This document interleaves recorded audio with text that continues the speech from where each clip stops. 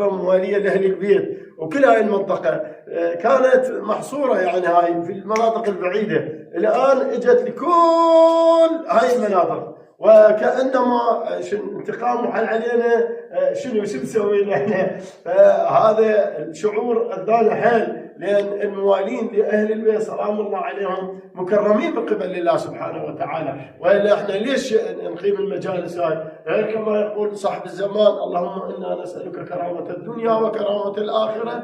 هو اللي نريده احنا كرامة الدنيا وكرامة الآخرة. كرامتنا إن شاء الله بالتقائنا بأهل البيت سلام الله عليهم. إذا كانت هذا القطع الماء مقصود من عنده الضغط علينا لأن إحنا نطلب على الحسين، نحب الحسين، أكو مؤامرة، لا والله خلمو يقطعون، خلمو شو يسوون.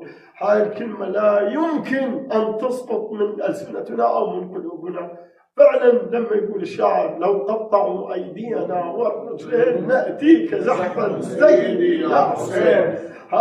هذا الأزمة الماء مو إلهية، دنيوية مفتعلة من قبل ناس، لأن الله سبحانه وتعالى مع محمد وآل محمد. صلى على محمد وآل محمد.